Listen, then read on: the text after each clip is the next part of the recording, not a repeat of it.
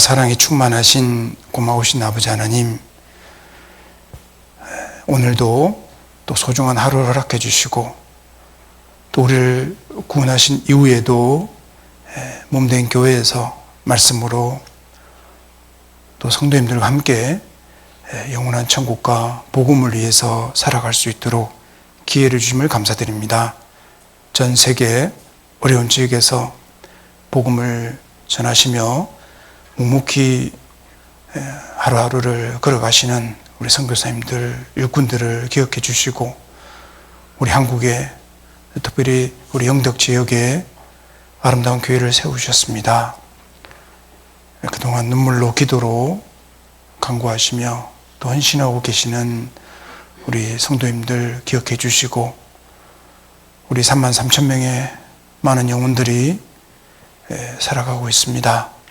저희들 주님의 심장으로 불쌍히 여기고 많은 영혼들을 건지고 세우는 일에 우리 모두를 사용해 주시옵소서. 가족, 지인들을, 친척들을 전도하고자 하는 또 귀한 분들도 오셨습니다. 주님, 그 기도가 상달되도록 또 함께 저희들이 함께 도울 수 있도록 도와주시고 지혜를 주시옵소서. 주의 날 부족한 자의 입술도 함께 해주시고 또 주님의 말씀으로 힘과 위로를 얻는 귀중한 시간이 되도록 도와주시옵소서. 우리를 영원한 멸망에서 구원해 주신 예수님의 이름으로 기도드립니다. 아멘. 네, 구약성경 잠언 12장을 보겠습니다. 네, 잠언 12장 구약 922페이지 잠언 12장 3절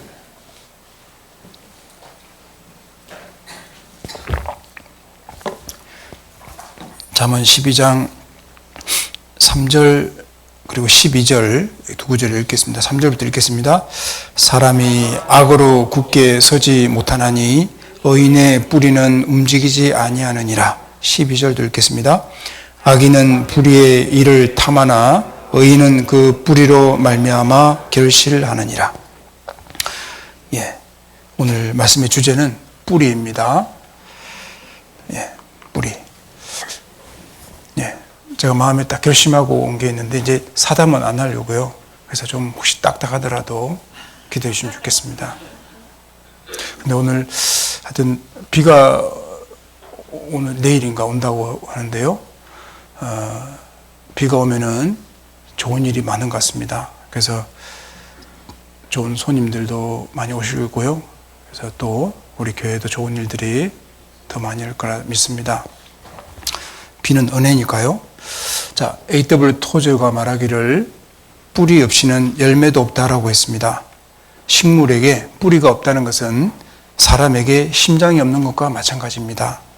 뿌리와 같은 본질이 없다면 시간이 아무리 많이 흘러도 그 식물 안에 결코 생명이 있을 수 없습니다.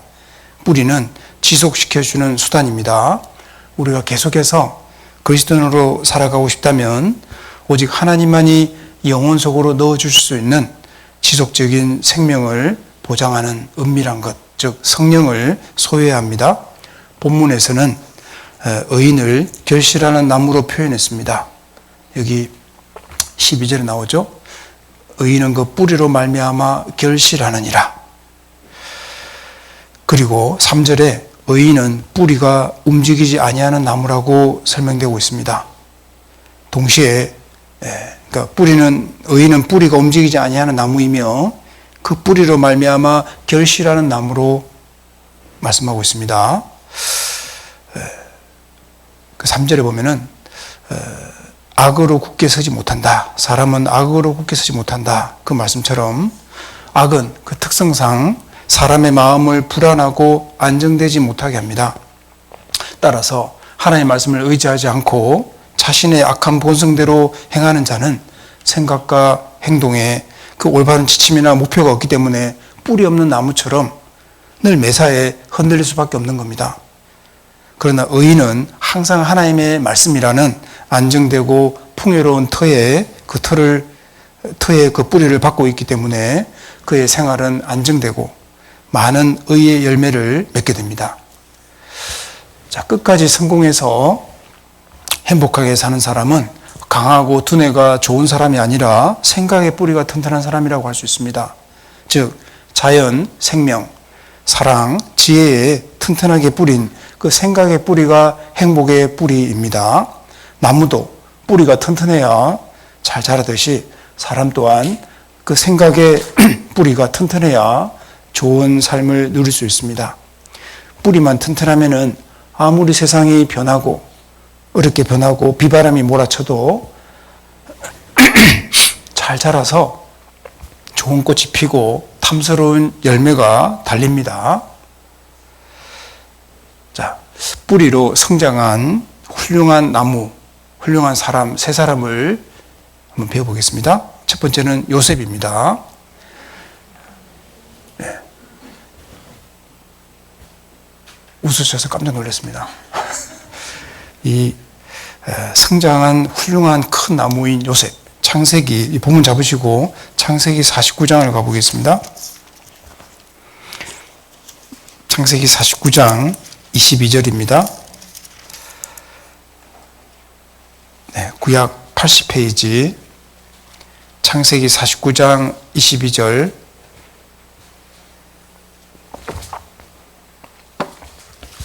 예, 같이 한번 읽어보겠습니다. 요셉은 무성한 가지 곧 샘 곁에 무성한 가지라 그 가지가 담을 넘은도다.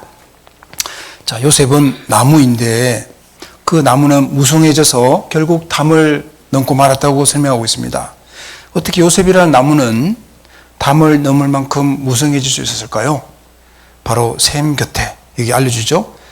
무성한 가지 곧 샘 곁에 무성한 가지라. 요셉은 그 뿌리를 물이 항상 충만한 샘을 향해서 늘 힘껏 뻗고 있었던 겁니다. 그래서 무성한 가지가 됐다는 겁니다. 요셉은 인생 중에 많은 우여곡절을 겪었지만 결코 샘 곁을 떠나지 않았습니다. 요셉은 주님을 향해서 계속 뿌리를 뻗고 있었고 그 생명 되시는 주님과 연결되어 있었기 때문에 23절, 24절처럼 될 수 있었던 겁니다. 23절, 24절을 또 읽어보겠습니다.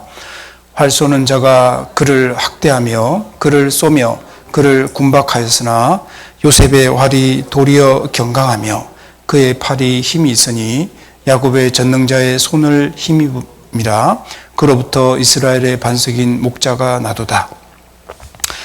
활 쏘는 자가 그를 학대하며 군박했다. 괴롭혔다는 거죠. 하지만 요셉의 활이 도리어 경강하며 건강하고 튼튼하다는 말입니다. 그의 팔이 힘이 있으니 오히려 활을 도리어 쐈다는 얘기입니다. 야곱의 전능자의 손을 힘입음이라. 자, 활 쏘는 자가 학대하죠. 군박했다고 되어 있습니다. 요셉은 많은 화살을 맞았습니다. 어머니가 없었고 이복 형들 밑에서 자라면서 미움받았습니다. 형들의 미움을 받아 구덩이에 던져지죠. 그리고 이집트로 팔려갔습니다. 그리고 노예 생활을 하게 되죠. 종으로요. 그리고 강간 미수죄로 감옥 실형을 받게 됩니다. 그리고 술 맡은 간원장 그 꿈을 잘 해석해주고 나의 억울함을 전해주라고 그랬는데 그 믿은 간원장이 옥에 나가서 잊어버렸습니다. 그런데 요셉이 활이 도리어 경강했다. 더 튼튼했다라고 얘기합니다. 그의 팔이 힘이 있으니 그의 활이 도리어 경강, 쏘게 되는 활로 바뀐 겁니다. 그의 활은 세상과 마귀와 육신을 이긴 만큼 큰 능력의 활이 되었습니다. 그 활을 당기는 요셉의 팔이 오히려 힘이 붙어 있었던 겁니다. 신기하죠? 오히려 더 핍박과 학대를 당했는데 더 강해진 겁니다. 왜일까요? 요셉은 큰 나무가 되었기 때문입니다. 샘 곁에 있기로 결심한 그날부터 하나님은 그의 뻗는 뿌리를 기뻐하시고 그에게 충분한 물과 은혜를 주셨던 겁니다. 여기 답이 나오잖아요. 24절의 중간에 야곱의 전능자의 손을 힘입음이라. 그의 팔이 힘이 있으니 야곱의 전능자의 손을 힘입음이라고 되어 있습니다. 요셉이 의지한 것은 오직 오로지 주님 한 분뿐이었습니다. 또 생각해보죠. 욥에 대해서 한번 생각해 보겠습니다. 또 훌륭한 사람의 나무 욥, 욥기 29장을 가보겠습니다. 욥기 29장 19절 20절, 구약 788페이지입니다. 욥기 29장 19절 20절 함께 읽어보겠습니다. 내 뿌리는 물로 뻗어나가고 내 가지는 밤이 맞도록 이슬에 젖으며 내 영광은 내게 새로워지고 내 활은 내 손에서 날로 강하여지느니라 하였으노라. 지금 이 장면은 욥이 자신이 과거에 하나님께 은혜와 축복을 받았던 그 상황들을 회상하는 장면입니다. 그때는 참 행복했었는데 그 비결이 있었다고 말하고 있는 겁니다. 그 은혜의 비결은 자신의 뿌리가 물로 힘껏 뻗어나갔기 때문이라고 밝히고 있습니다. 19절에 말하잖아요. 내 뿌리는 물로 뻗어나갔다. 성경에 계속 물 얘기하죠. 뿌리는 물을 찾아가는 겁니다. 말씀 찾아서. 나아가서 그 밤에도 밤이 맞도록 이슬에 젖으며, 밤이 맞도록 그 은혜를 받기 위해서 내 가지가 밤새 이슬을 맞았다라고 기록하고 있습니다. 이 이슬이 은혜잖아요. 내 가지가 밤이 맞도록 이슬을 맞았다. 욥이라는 나무는 항상 물이 충만했던 겁니다. 그 주야로 주님께로 항상 마음을 두었던 겁니다. 낮과 같은 인생길에도, 밤과 같은 긴 터널 길, 그 인생 중에도 항상 주님을 향해 마음을 두었습니다. 그 결과 20절처럼 되는 겁니다. 내 영광은 내게 새로워지고 내 활은 내 손에서 날로 강하여지느니라 돼 있죠. 욥은 강해졌고 그 팔의 힘도 강해져서 활을 힘있게 당겼던 겁니다. 활이 견강하죠. 자, 욥도 손에 활이 있었죠. 그것은 주님을 붙잡는 자에게 주시는 하나님의 힘이요 능력이라고 할 수 있습니다. 하나님은 뿌리를 힘껏 뻗어 물을 얻는 그리스도인들에게 강한 활, 강한 손을 만들어주는 겁니다. 결국 그 욥의 그러한 성실하고 강인한 신앙의 뿌리가 있었기 때문에 하나님의 시험을 통과하고 욥기가 기록되고 하나님의 그 두 배의 축복을 받게 됩니다. 그렇게 욥은 뿌리 깊은 큰 나무였습니다. 자, 세 번째, 뿌리 깊은 큰 나무 다니엘에 대해서 생각해 보겠습니다. 에스겔 14장 14절입니다. 에스겔 14장 14절, 구약성경 1169페이지입니다. 에스겔 1168페이지, 에스겔 14장 14절, 14장 14절 또 읽어보겠습니다. 비록 노아, 다니엘, 욥 이 세 사람이 거기 있을지라도 그들은 자기의 의로 자기의 생명만 건지리라. 나 주 여호와의 말이니라. 노아, 다니엘, 욥. 자, 다니엘은 왕족 출신이었습니다. 그리고 예루살렘이 1차 침공을 받은 후에 유대인이 바벨론으로 포로로 끌려갈 때에 포함된 사람입니다. 그리고 2차 침공 때에 제사장 출신 에스겔이 포로로 끌려갔습니다. 그러니까 다니엘과 에스겔은 동시대 사람이었습니다. 그런 그가 다니엘을 노아와 욥과 함께 동등한 의인의 반열에 올린 겁니다. 이유가 뭘까요? 다니엘이 바로 큰 나무이기 때문입니다. 이 다니엘은 어릴 적에 선한 왕, 요시야 왕의 종교개혁을 몸소 체험하면서 하나님을 가까이 하는 것이 큰 복이라는 것을 절실히 깨달은 사람입니다. 그리고 예레미야의 그 눈물의 호소를 직접 들으면서 하나님 앞에 죄로 인해서 그 멸망으로 다가가는 나라 운명을 보면서 내 자신을 더럽히지 말아야겠다는 굳은 다짐을 한 사람이라고 할 수 있습니다. 그런 그가 바벨론 왕궁에서 3년간 그 갈대아 바벨론 학문 교육을 받기 시작했습니다. 그때에 그 다니엘서 1장 5절에 보면요, 그는 뜻을 이제 학문 교육을 받으면서 다니엘 1장 8절에 보면은 다니엘은 뜻을 정하여 라고 되어 있습니다. 무슨 뜻을 정했을까요? 다니엘이 정한 뜻은 단순히 왕의 진미와 포도주를 안 마시겠다는 것이 아니었습니다. 그거 다 우상 제물이었잖아요. 다니엘이 정한 뜻은 자기를 더럽히지 않게 하겠다는 것이었습니다. 바로 하나님 앞에서요. 이미 다니엘은 자신의 뿌리를 주님을 향해서 견고하게 고정시키고 있었던 겁니다. 다니엘은 주님을 향해서 유년 시절에도 뿌리를 뻗었었고 바벨론에서의 그 70년 생에도 온전히 주님을 향해서 뿌리를 뻗었습니다. 결국 그는 큰 나무가 되었습니다.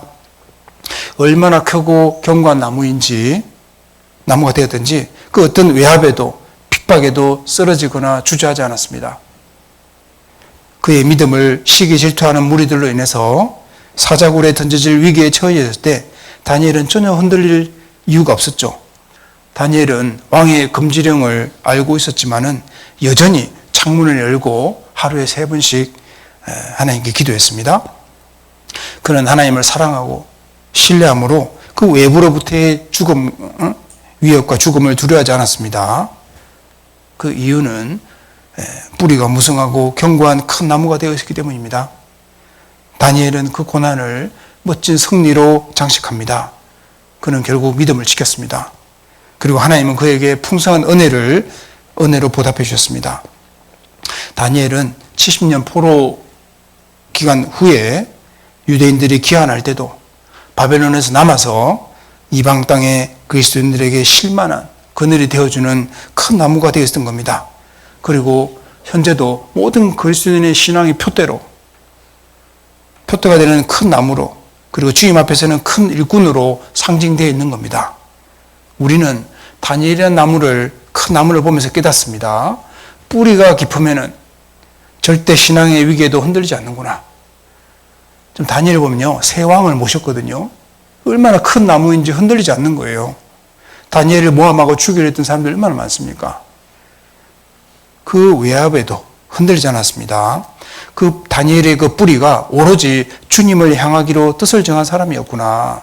그래서 하나님이 그에게 풍성한 샘을 주시고 그를 큰 나무로 만들어 주셨구나 알 수 있는 겁니다. 우리도 다니엘처럼 큰 나무가 되려면 뿌리를 오로지 주님을 향하기로 뜻을 정할 필요가 있습니다. 내가 주님을 향하기로. 이제 작은 나무인 우리의 뿌리는 어떠합니까? 우리의 뿌리도 물을 향해서, 말씀을 향해서, 그는 되시는 주님을 향해 나아가려고 우리가 몸부림치고 있죠. 우리 오신 분들 어떻습니까? 일주일 동안 각자 열심히 내 위치에서 열심히 살다가 어려움이 있었지만은 어려움을 딛고 왔죠.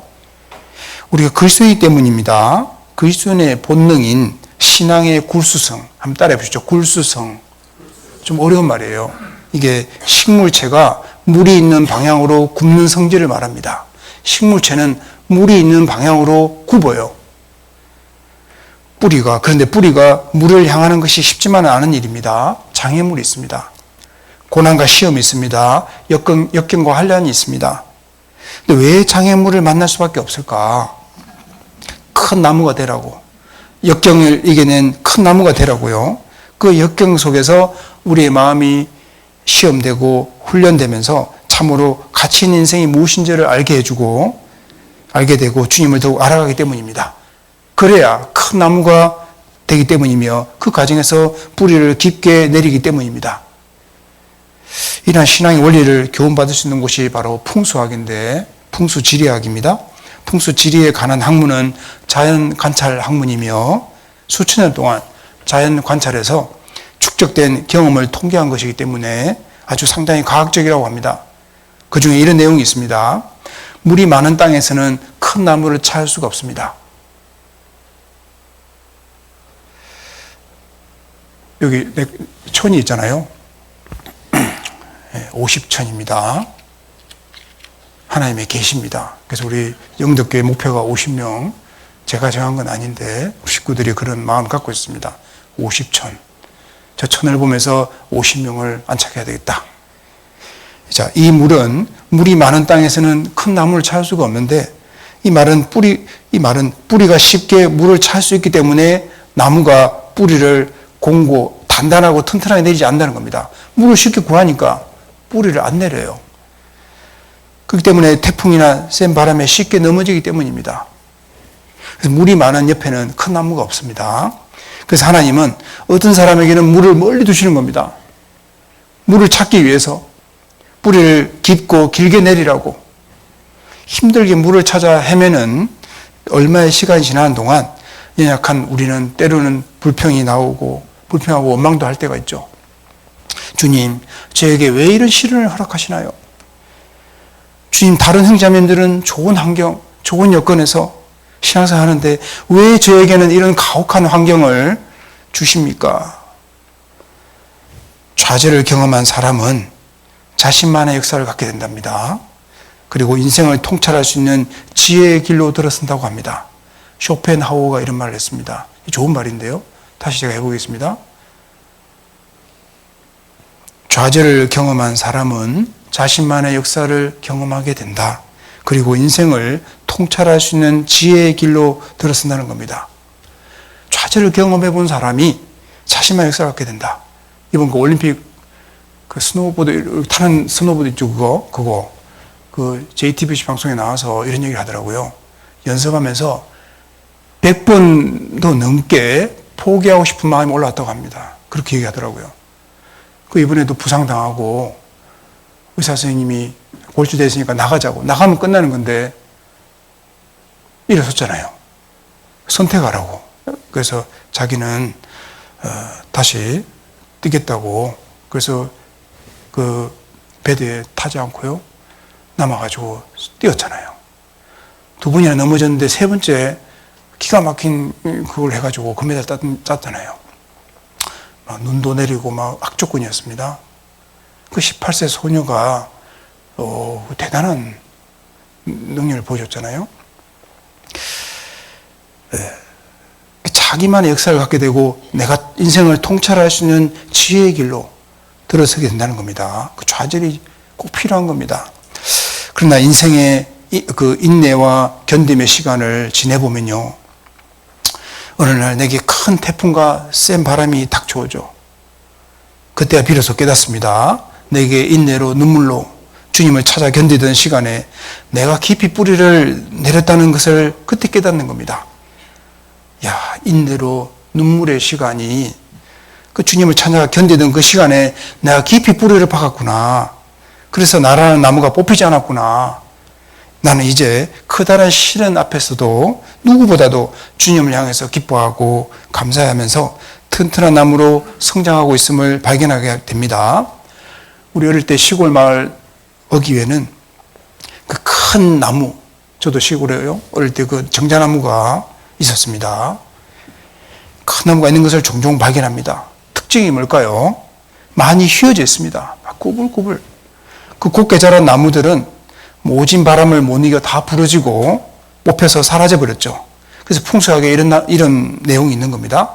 나무가 구부러지면서 성장하였다면 흑심이 두텁지 못하다는 겁니다.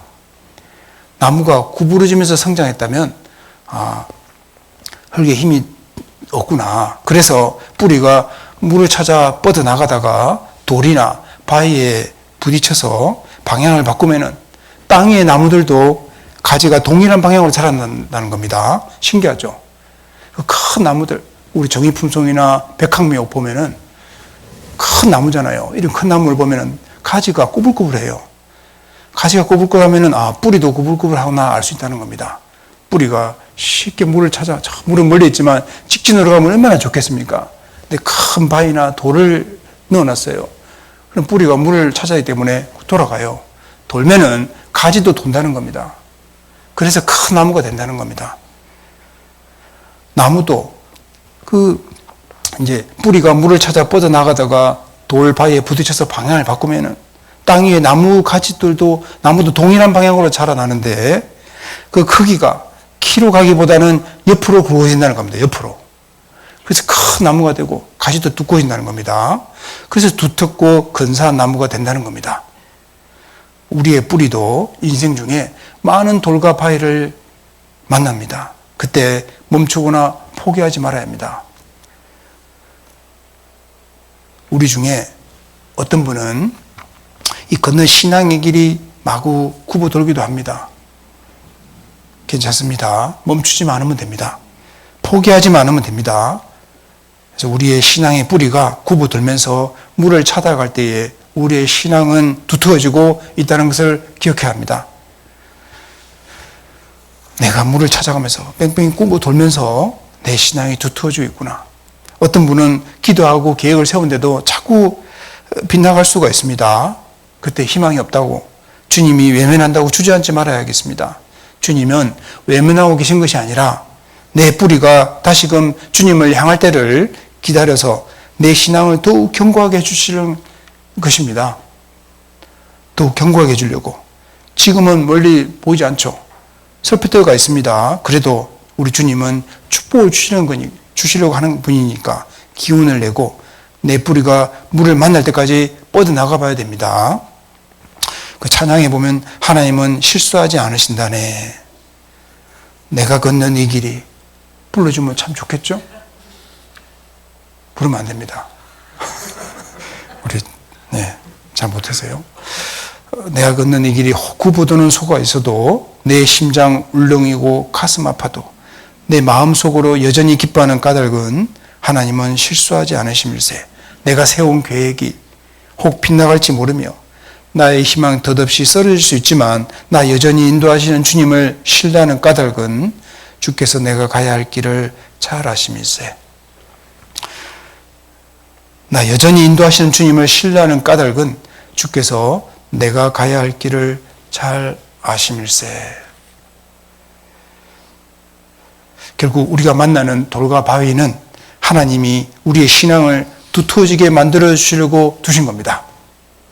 우리가 만나는 돌바위는 내 신앙을 더욱 튼튼하게 두터워지게 큰 나무로 만들어 주려고 준비해 놓은 거라는 거죠. 주님께 기도하면서 주님이 인도하시는 길을 따라 방향을 돌려서 다시 한번 힘껏 뿌리를 뻗어나가야 되겠습니다. 뿌리 깊은 시띠나무, 라디오 있죠? 우리 교회 라디오. 그 뿌리 깊은 시띠나무는 출애굽기와 신명기에 소개되고 있는데 그 시띠나무는 하나님의 법궤와 성막을 만들 때에 사용되던 나무입니다. 그 나무는 광야 한가운데서 자랍니다. 아주 볼품없고 가시가 많아서 저것을 어디다 써나 땔감으로 쓸까? 땔감도 얼마 못 되죠. 하나님은 그런 광야에서 자란 나무를, 볼품없는 나무를 법궤와 성막의 재료로 사용합니다. 시띠나무는 그 뿌리가 매우 깊습니다. 얼마나 깊이 뿌리를 내렸는지 좀처럼 우물도 파기 어려운 광야에서 샘을 만난 것과 같다고 합니다. 그 시띠나무는 그 잎사귀가 매우 푸르며 꽃도 피웁니다. 그 황량한 광야에서요. 황량한 광야에서 우리도 세상이라는 메마른 광야에서 주님을 향해서 뿌리를 깊게 내린다면은 주님은 우리를 주님의 영광을 위해서 들어 사용할 겁니다. 얼마나 영광스러운 겁니까?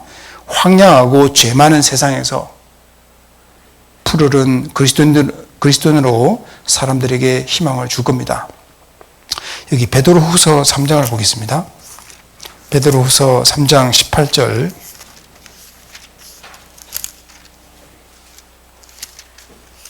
신약 387페이지 베드로후서 맨 끝에 있는 말씀입니다.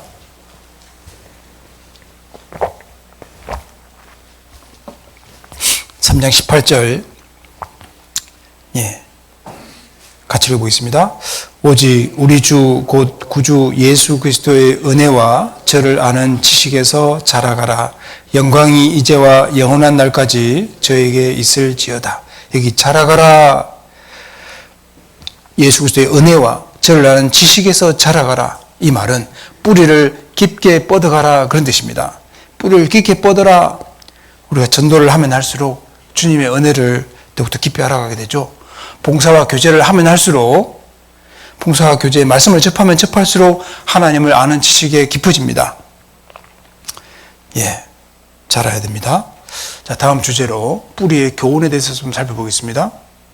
이 심기운 나무의 특징이 있는데 그리스도인들은 시절마다 과실을 맺게 됩니다. 시절마다. 나무는 가을에 과실을 맺지만은 그리스도인들은 시절마다 과실이 맺힙니다. 예수님께서는 요한복음 15장에 과실이 항상 있어야 할 것을 말씀하셨습니다. 그러므로 그리스도인들은 어떤 시대, 어떤 장소에 있을지라도, 어떤 환경에 있을지라도 열매를 맺을 수 있음을 말씀하고 있습니다. 열매라는 것은 하나님이 받을 수 있는 것을 가리키는데 구원받은 연수가 늘어감에 따라 열매가 각각 맺힙니다. 시편 92편 14절에 우리 은장이 어르신들이 계시니까 찾아보겠습니다. 시편 92편 14절입니다.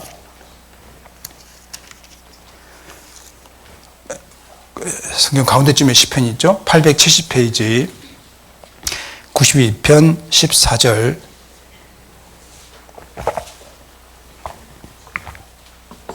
여기 13절에 보면은 12절에 보면 의인은 종려나무, 나무라고 되어 있죠. 13절에 여호와의 집에 심겼으며 14절을 같이 읽어보겠습니다. 늙어도 결실하며 진액이 풍족하고 빛이 청청하여. 진액은 그 생물 몸 안에서 나오는 액체라고 합니다. 청청은 싱싱하고 푸르다. 소나무가 늘 푸른 것처럼, 여기 이제 늙어도 결실이 있다고 돼 있죠. 우리 원장의 어르신들의 기도는 청결하잖아요. 기도가 깨끗합니다. 그래서 어르신들의 기도가 힘이 있는 거예요. 기도가 얼마나 중요합니까? 그 기도를 많이 해주십시오. 그래서 그것이 큰 할 일입니다. 열매가 맺히는 거예요. 늙어도 결실하며. 우리 영덕이, 사담이네. 자, 손님들이 찾아오는데요. 저한테 이런 얘기를 해요. 또 우리 식구들한테, 목사님, 영덕교회에서 항상 기도하고 있습니다. 영덕이 주막도 아닌데, 하여튼 길이 이렇게 지나가도록 제가 낮에 있는 자리 잘 지키려고, 문지기로 살려고 이제 일찍 와서 맨 늦게 가서 문 닫고 가려고 하는데, 잠깐 자리 비운 사이에 오세요. 아니, 왔는데 이렇게 손님이 없냐고. 아니, 주인이 없냐고. 그죠, 할 말이 없어요, 또. 그리고 이제, 연락을 주시면 좋겠지만 또 사정이 있잖아요. 그래서 이제, 근데 기도하고 있다는 말이 큰 힘이 됩니다. 누군가는 기도하는 거예요. 그리고 구원받은 사람의 육신의 나이에 따라서도 열매가 맺힙니다. 8, 9살 된 상태에서도 구원받은 아이들도 열매 맺을 수 있는 겁니다. 제가 만난 아이 중에 5살, 몽골에 우리나라 6살인데요. 6살 나이에 구원받고, 너무 확실해요. 그런 아이가 있습니다. 성경에도 나오잖아요. 나만 장군을 전도한 아이가 어린 아이였습니다.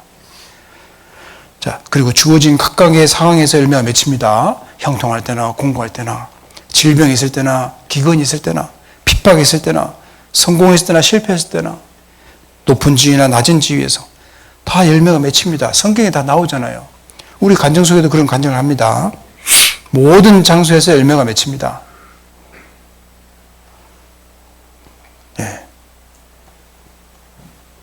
다니엘, 바벨론에서, 왕궁에서, 친구들은 풀무불에서, 이스라엘은 광야에서, 교회에서, 그 생각할 수 있는 모든 장소, 예컨대 감옥에서도 전도한 사례가 나오죠.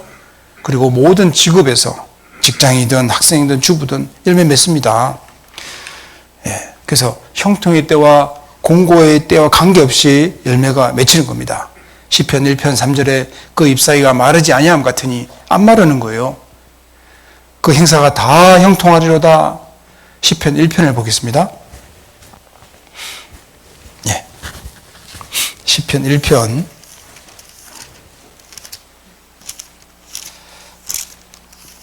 3절에 보면은 시편 1편 3절을 읽어보겠습니다. 저는 시냇가에 심은 나무가 시절을 쫓아 과실을 맺으며 그 잎사귀가 마르지 아니함 같으니 그 행사가 다 형통하리로다. 복 있는 사람은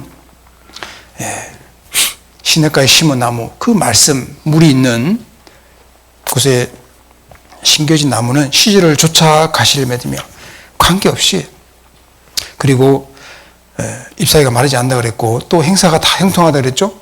육신적인 형통뿐만 아니라 숨은 형통을 말합니다.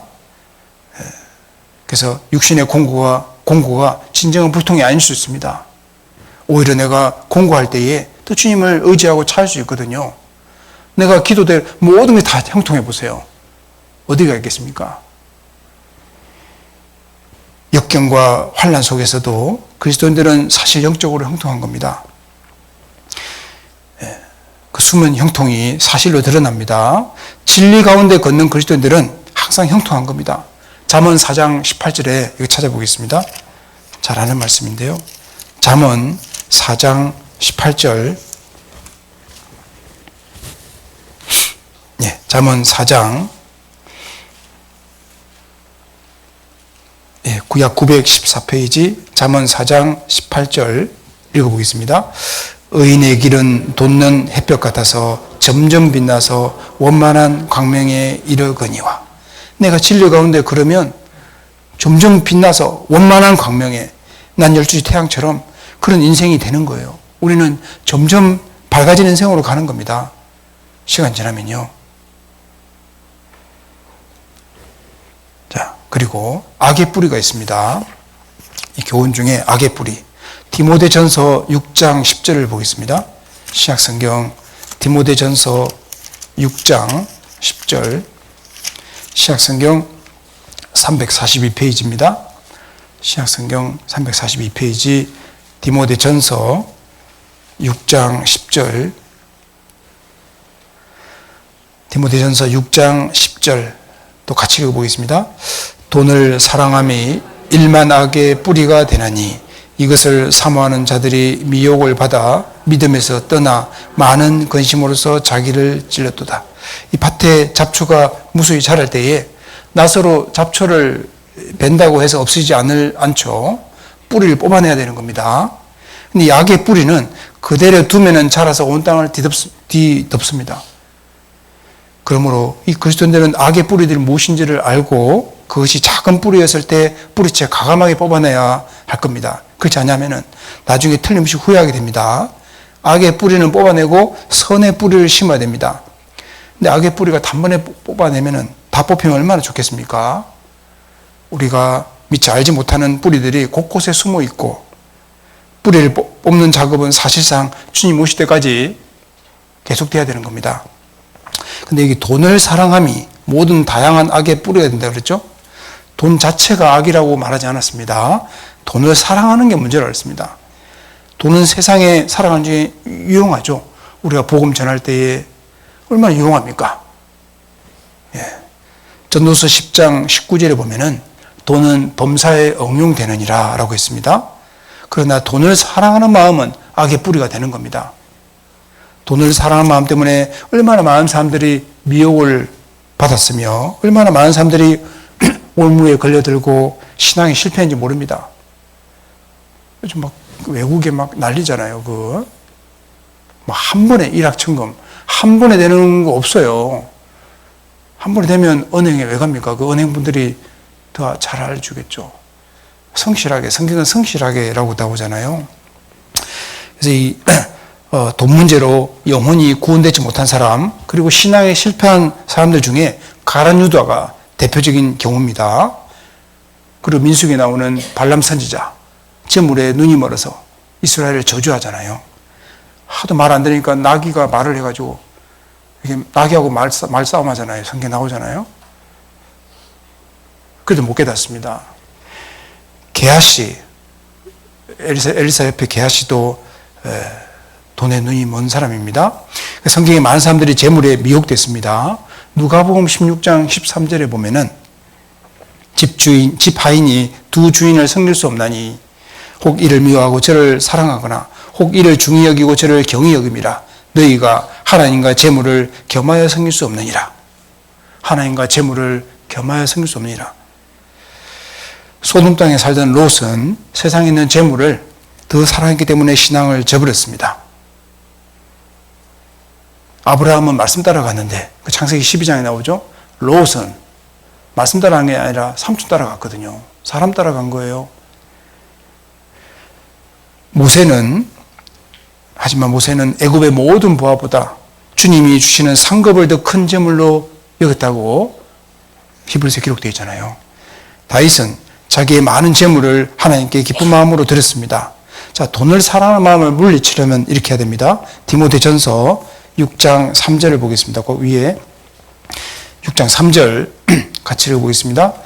누구든지 다른 교훈을 하며 바른 말 곧 우리 주 예수 그리스도의 말씀과 경건에 관한 교훈에 창념치 아니하면, 자, 6절도 읽어보겠습니다. 그러나 지족하는 마음이 있으면 경건이 큰 이익이 되느니라. 자족하는 마음, 주신 것에 감사하는 마음. 그러니까 3절에 주의 말씀과 그리스도의 말씀과 경건에 관한 교훈에 창념하라고 되어 있죠. 말씀과 경건에 관한 교훈에 창념.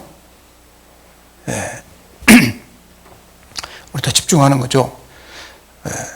그리고 주신 것에 6절에 그 주신 것에 지족하는 감사하는 마음이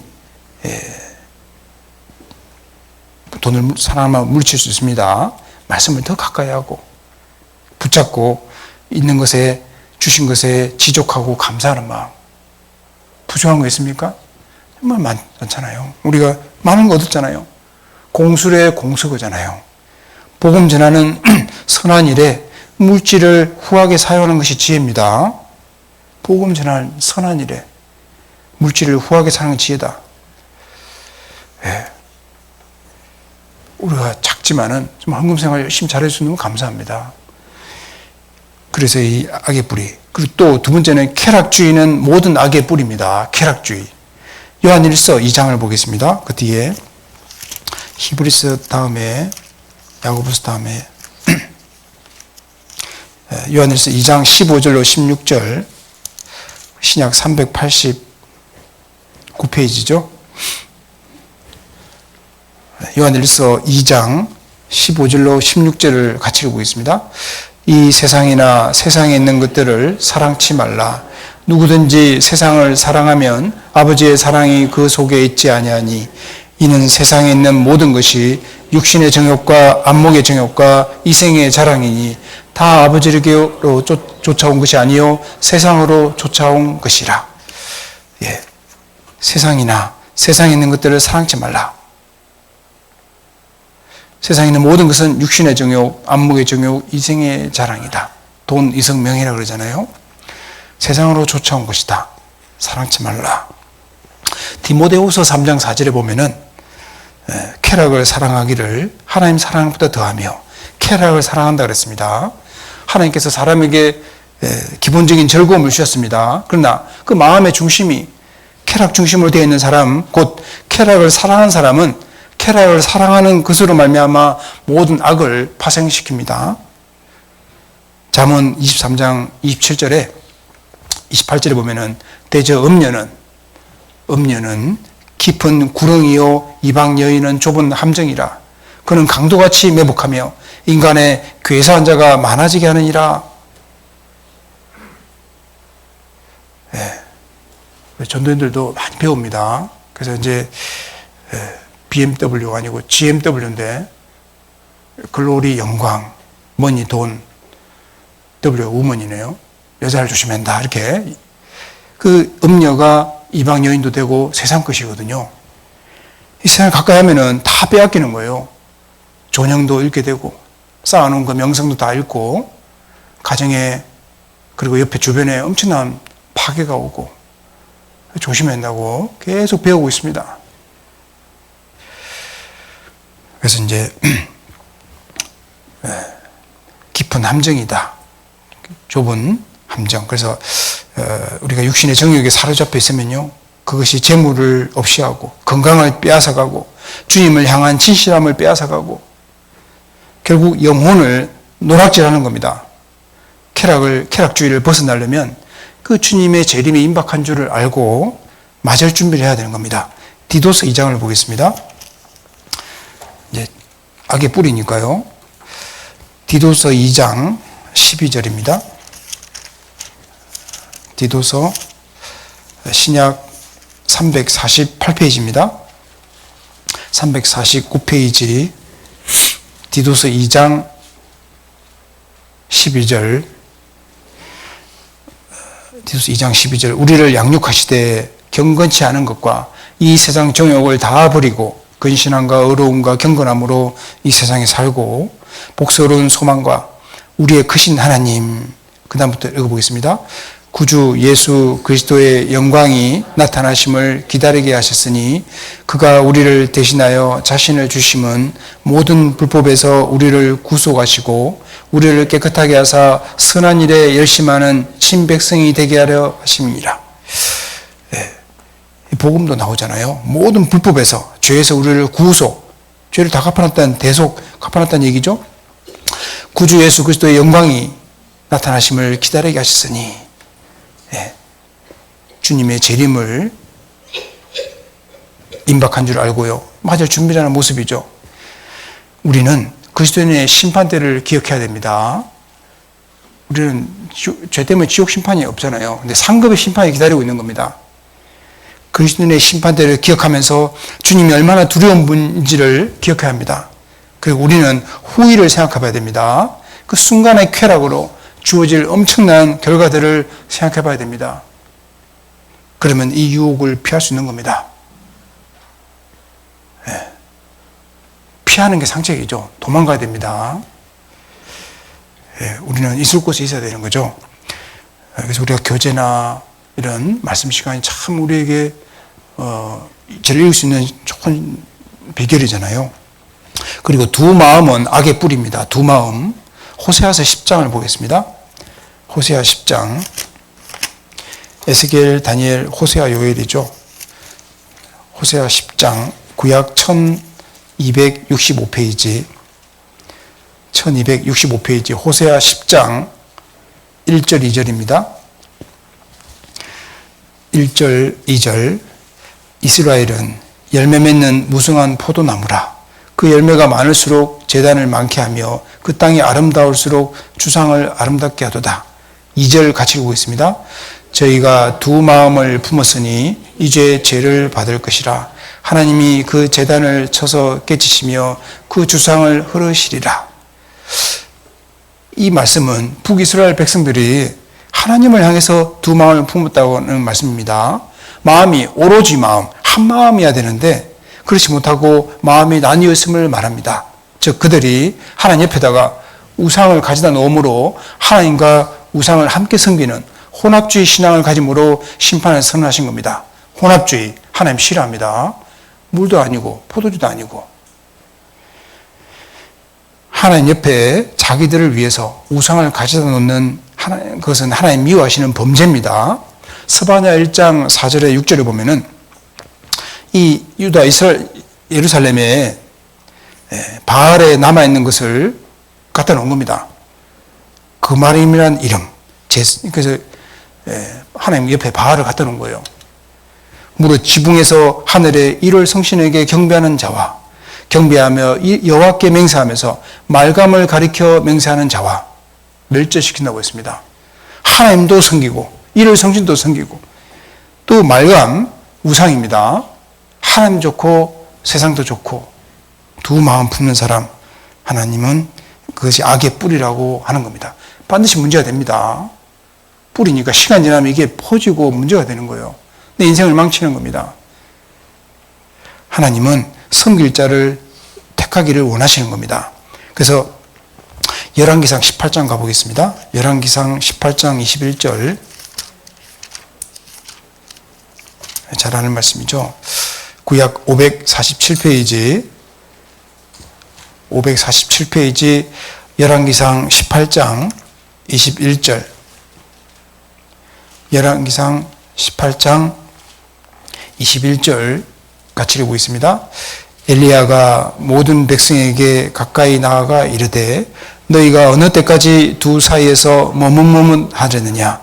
여호와가 만일 하나님이면 그를 좇고 바알이 만일 하나님이면 그를 조절지니라 하니 백성이 한 말도 대답지 아니하는지라. 너희가 어느 때까지 두 사이에서 머뭇머뭇하느냐. 어떤 남자가 두 집을 왔다 갔다 하면 머리가 다 빠진다는 얘기 들어보셨잖아요. 젊은 여자, 나이 많은 여자 찾아가면 머리 다 뽑힌다고. 재밌는 이야기인데, 그 하나님과 우상을 왔다 갔다 하면요, 다 다 뽑히는 거예요. 이렇게. 이 그 말씀이잖아요. 하나님이 여호와 하나님은 그를 줬고 바알이 하나님은 그를 줬으니라. 선택하라는 거죠. 양다리 걸치면 안 되죠. 여호수아 24장 14절 15절에 이제는 여호와를 경외하며 성실과 진정으로 신실됨으로 그를 섬길 것이라. 애굽에서 섬기던 그 강저편과 애굽에 섬기던 신들을 제하여 버리고 이제는 버리고 여호와만 섬기라. 너희 섬길 자를 오늘날 택하라. 나와 내 집은 여호와를 섬기겠노라 라고 여호수아 24장에 말하고 있습니다. 나와 내 집은 여호와를 섬기겠노라. 자, 하나님 옆에다가 다른 것을 갖다 놓으면 안 됩니다. 사람이든 재물이든 세상에 있는 모든 것이든. 그래서 마태복음 10장 37절에 아비나 어미를 나보다 더 사랑한 자는 내게 합당치 아니하고 아들이나 딸을 나보다 더 사랑한 자도 내게 합당치 아니하고. 더 사랑하는 게 문제죠. 가장 우선순위가 하나님이죠. 그래서 삼손은 들릴라를 하나님 옆자리에 딱 놓고 나아가서 더 사랑했기 때문에 신앙을 저버리게 되고 두 눈이 뽑히잖아요. 엘리 제사장 역시 하나님보다 자녀들을 더 귀중히 여겼습니다. 그런데 아브라함은 100살이 되었어도 그 100살 돼서 난 독자 이삭을 하나님이 모리아산에 제물로 드리라고 했을 때에 바로 드렸습니다. 네의 사랑하는 독자 이삭을 바치라고 했는데 바쳤습니다. 우리 야고보서 4장을 보겠습니다. 야고보서 4장 8절입니다.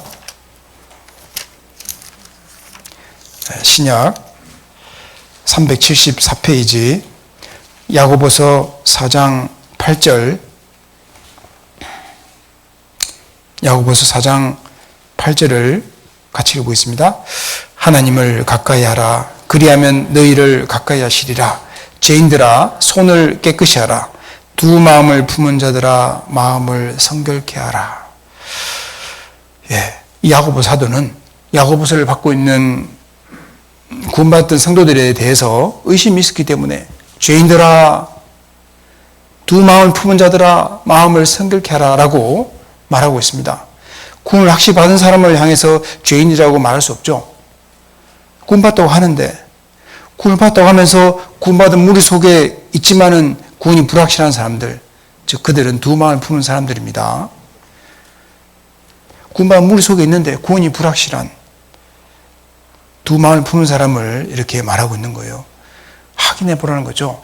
바울 사도는 고린도 성도들의 구원에 대해서 의심이 있었기 때문에 고린도후서 13장 5절에 보면은 너희가 믿음이 있는가 너희 자신을 시험하고 너희 자신을 확정하라. 예수 그리스도께서 너희 안에 계신 줄을 너희가 스스로 알지 못하느냐? 그렇지 않으면 너희가 버리운 자니라. 우리는 늘 확인해야 됩니다. 병원에 건강검진 가듯이. 근데 신앙도. 그래서 성령이 없으면 큰 문제잖아요. 내가 아직 죄가 처리가 안 되면은 죄가 남아있으면 이건 곧 확인해 봐야 됩니다. 상담을 하든지 또 집회를 듣든지. 시편 119편 113절에 내가 두 마음 품는 자를 미워하고 주의 법을 사랑하나이다. 주님은 두 마음 품는 자를 미워한다 그랬습니다. 다윗은 신앙인으로 두 마음 품는 자를 미워했습니다. 그리고 주님 법을 사랑했기 때문에 또 하나님을 사랑했죠. 우리는 구원한 사람으로 다윗을 본받아야 됩니다. 역대상 12장 이거 찾아보겠습니다. 역대상 12장 33절 역대상 12장 33절 구약 630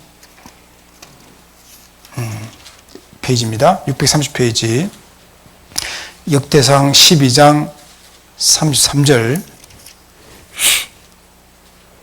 자, 다윗의 용사들, 다윗과 동역한 용사들이 기록되어 있는데 12장 33절을 읽어보겠습니다.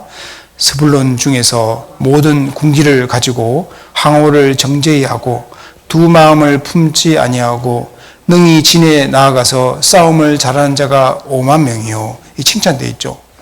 지금 항오, 딱 군인들은 이렇게 자기 마음대로 걸으면 안 됩니다. 걸어가라면 걸어가고 이렇게 제식훈련 때 멈추라면 멈추고 군대를 편성한 행렬인데 항오를 정제히 똑바로 가지런히 가는 걸 말합니다. 자기 위치를 지키는 모습이죠. 두 마음을 품지 아니하고 이렇게 되어 있잖아요. 싸움을 잘하는 자가 5만 명이다.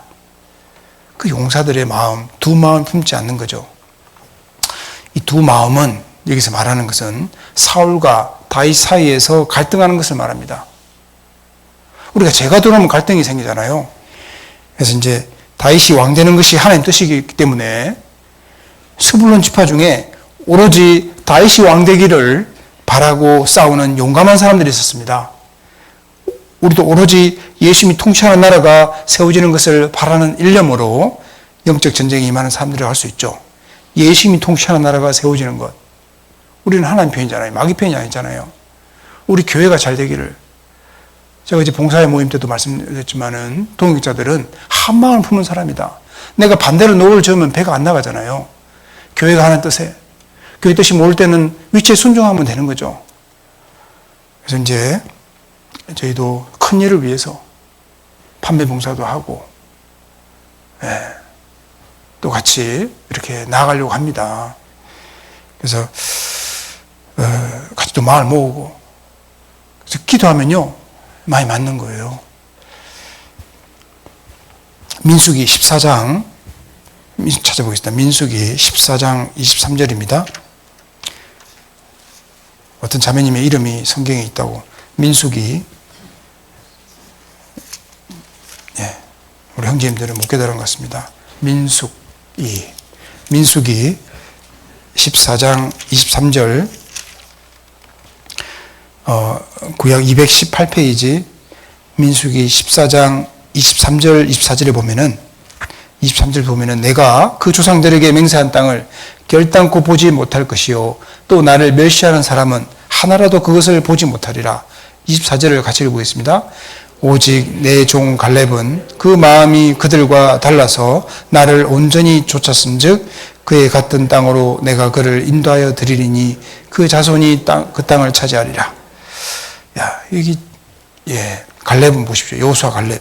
내 종 갈렙은 나를 온전히 쫓았은즉, 이 온전히란 말이 한 마음으로, 오로지 마음으로, 한 마음입니다. 시편 108편 1절에 하나님이여 내 마음을 정하여 싸우니 내가 노래하며 내 심령으로 찬양하리로다. 무슨 마음을 정해야 되겠습니까? 우리는 한 마음, 하나님 앞에 한 마음, 오로지 마음으로 정해야 됩니다. 그때에 노래와 영혼의 그 기쁨의 새 노래로 찬양할 수 있습니다.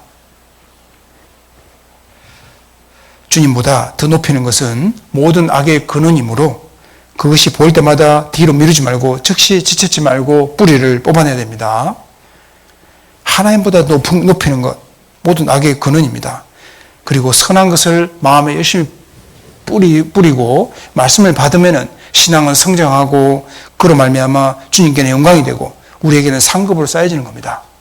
내가 악한 것 뽑아내고요. 선한 것을 열심히 뿌리고 말씀을 받으면은 신앙이 성장하고 상급을 쌓이게 됩니다.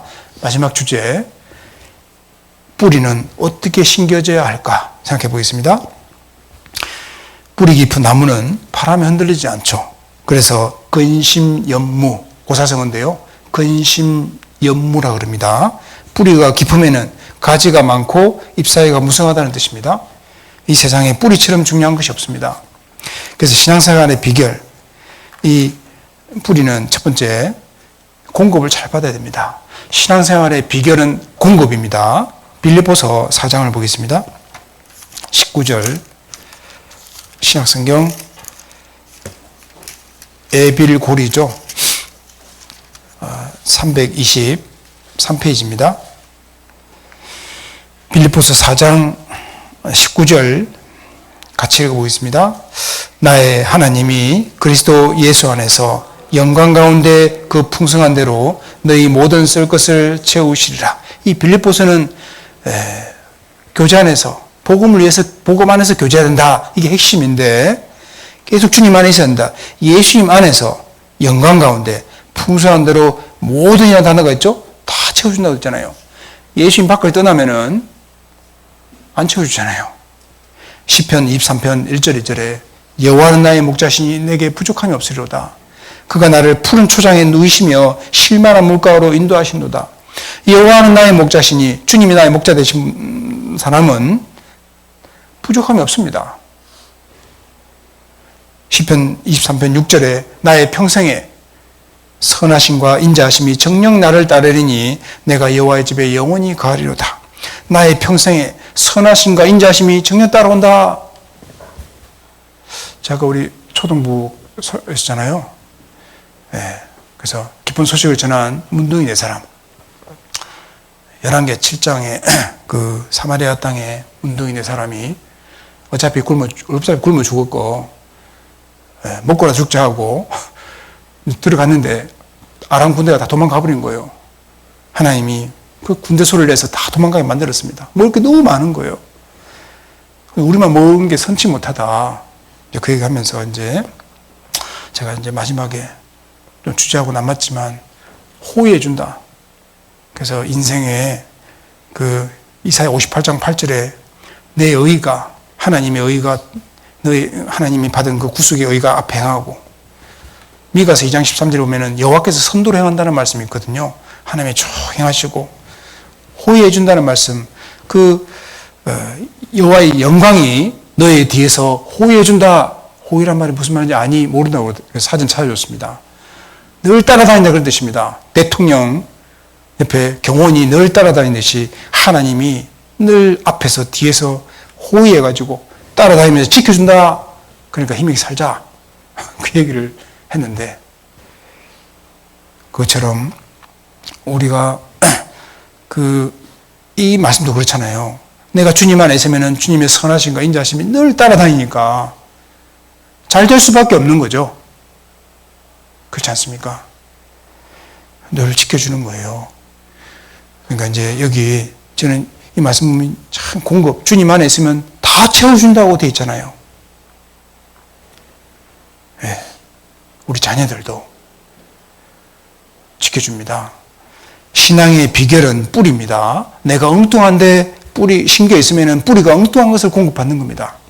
나무는 여호와의 집, 즉 주님이 역사하시는 곳에 심겨져 있어야 뿌리로 올바른 것을 힘있게 공급받을 수 있는 겁니다. 신앙생활의 비결은 뿌리가 물과, 즉 말씀과 교제 안에 그 성령의 역사 안에 뻗치고 있는 유무가 중요하다 그 말입니다. 그래서 뿌리같이 뽑힌 열매 없는 가을나무, 유다서에 그런 말씀 있잖아요. 저희는 가만히 들어온 거짓 일꾼인데, 유다서 1장 4절에 나오는데요.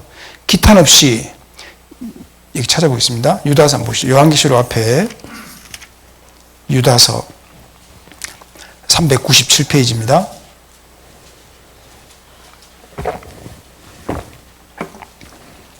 유다서 1장 12절 같이 읽어보겠습니다. 저희는 기탄 없이 너희와 함께 먹으니 너희 애찬의 암초요 자기 몸만 기르는 목자요 바람에 불려가는 물 없는 구름이요 죽고 또 죽어 뿌리까지 뽑힌 열매 없는 가을나무요. 저희가 누구냐? 그 4절에 가만히 들어온 거짓 일꾼을 말합니다. 여기 12절에 기탄 없이 이기적인 목적으로 뻔뻔스럽게 그런 뜻입니다. 어쩐 이기적인 목적으로 뻔뻔하게 너희와 함께 먹으니 애찬의 암초요. 다른 성경에는 암세포라고 나옵니다. 암적인 존재예요. 파괴하잖아요. 근데 자기 몸만 기르는 목자요. 바람에 불려가는 물 없는 구름이요. 구름이 지나가는데 물이 없어. 비를 안 내려주는 거예요. 생명이 없다 그러면 말씀이 없다는 겁니다. 죽고 또 죽어. 뿌리까지 뽑힌 열매 없는 가을나무다. 뿌리가 없으니까 열매가 안 맺히죠, 당연히요. 이 거짓 성도의 특징을 여기 보여주고 있는 겁니다. 이기적인 목적. 함께 먹으면서 암 같은 존재고 자기 몸만 기르는, 자기밖에 몰라요, 자기밖에. 가짜는요, 자기밖에 모르는 겁니다. 남을 생각을 못해요. 그리고 물이 없어요. 비를 안 주는 겁니다. 은혜가 없습니다. 아무리 들어도 한 사람도 못 살리죠. 말씀이 없으니까요. 죽고 죽어 뿌리까지 뽑힌 결국은 열매 없는 나무다. 그래서 거짓 성도는 같이 섞여 있는 듯 하나 실상은 뿌리까지 죽어있기 때문에 죽은 나무라는 겁니다. 결국 열매가 없어서 그 나무가 죽은 나무라는 것이 드러나게 됩니다. 뿌리가 공급을 받지 못하니까 죽은 나무죠. 그리고 그래서 신앙이 살려면은 뿌리가 주 안에 박혀 있어야 되는데 골로새서 2장을 보겠습니다. 골로새서 2장 6절 7절. 이 골로새서는 교회의 중요성을 설명하고 있지 않습니까? 신약 324페이지 골로새서 2장 325페이지에 골로새 2장 6절 7절을 같이 읽고 있습니다. 그러므로 너희가 그리스도 예수를 주로 받았으니 그 안에서 행하되 그 안에 뿌리를 박으며 세움을 입어 교훈을 받은 대로 믿음에 굳게 서서 감사함을 넘치게 하라. 누구를 주로 받았습니까? 예수님을 주로 받았고 예수님 안에서 행하고 예수님 안에다 뿌리를 박으라 그 말이죠. 예수님은 사랑입니다. 고린도서 13장의 그 사랑은 예수님 넣으면 똑같잖아요. 그리스도인은 똑같습니다. 주님의 사랑 안에 뿌리를 박기를 원하는 겁니다. 신앙이 살려면요, 주님의 사랑 안에, 주님 안에 뿌리를 깊이 박는, 그리고 공급을 흡수해야 되는데, 요한복음 15장 3절 5절 우리 많이 들었죠. 너희는 내가 알려준 말로 이미 깨끗하였으니 내 안에 거하라. 너희도 나도 너희 안에 거하리라. 가지가 포도나무에 붙어있지 아니하면, 그 공급하신 주님과 연결이 딱 안 돼 있으면요, 절로 가시를 맺을 수 없은 같이. 연결만, 공급자와 연결만 돼 있으면 이 가시를 저절로 맺히는 거예요. 나는 포도나무, 너희는 가지니 저가 내 안에 내가 저 안에 있으면 이 사람은 가시를 많이 맺나니 나를 떠나서 너희가 아무것도 할 수 없습니다. 그래서 우리가 함께 붙어 있고 서로 사랑하면은 열매가 맺히는 겁니다.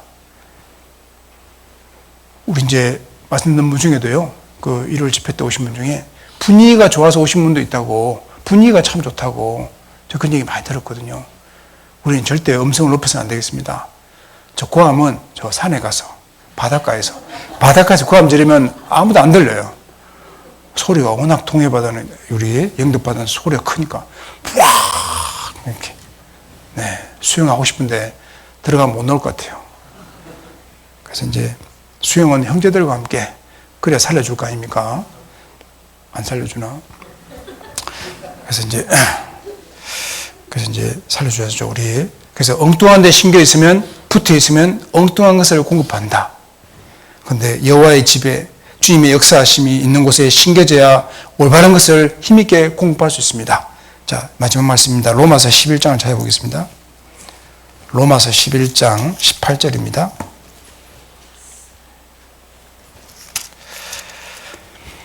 신약 255페이지 로마서 11장 18절 같이 읽고 있습니다.